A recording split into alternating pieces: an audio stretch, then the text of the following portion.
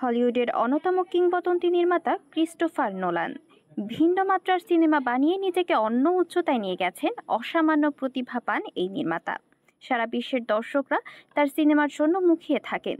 এ যাবৎ তার নির্মিত সবগুলো সিনেমাই মন কেড়েছে দর্শক সমালোচকদের। সর্বশেষ ওপেনহেইমার সিনেমা দিয়ে বিশ্বব্যাপী সাড়া জাগিয়েছেন এই নির্মাতা, যা 96তম অস্কারে সেরা সিনেমা এবং সেরা নির্মাতার পুরস্কার জয় করে নিয়েছে।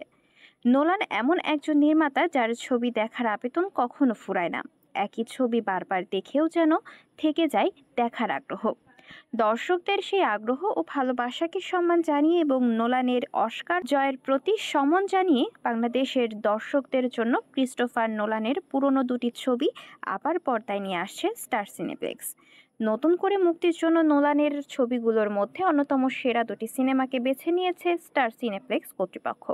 সেগুলো হলো দ্য ডার্ক নাইট এবং ইন্টারস্টেলার। ৩রা মে একসঙ্গে স্টার সিনেপ্লেক্সের সবগুলো শাখায় মুক্তি পাবে সিনেমাগুলো। এ প্রসঙ্গে স্টার সিনেপ্লেক্সের মিডিয়া ও মার্কেটিং বিভাগের সিনিয়র ম্যানেজার মেজবাউদ্দিন আহমেদ বলেন, ক্রিস্টোফার নোলানের ছবি নিয়ে বরাবরই দর্শকদের বাড়তি আগ্রহ রয়েছে।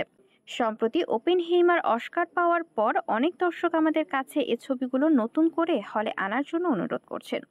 দর্শকদের চাহিদার কথা বিবেচনা করে আমরা এই দুটি ছবি হলে আনছি। আশা করি দর্শকরা ছবিগুলো উপভোগ করার সুযোগ পেয়ে আনন্দিত হবেন। দ্য ডার্ক নাইট ব্যাটম্যান সিরিজের সফলতম ছবি। এটি 2008 সালের 18 জুলাই মুক্তি পেয়েছিল। ভূয়সী প্রশংসার পাশাপাশি বক্স অফিসে $1 বিলিয়ন বেশি আয় করেছিল ছবিটি। এতে অভিনয় করেছেন Christian Bale, Michael Caine, Heath Ledger, Gary Oldman, Morgan ফ্রিম্যানের মতো তারকা। অন্যদিকে ইন্টারস্টেলারকে বলা হয় মহাকাশ বিষয়ে অন্যতম সেরা সিনেমা।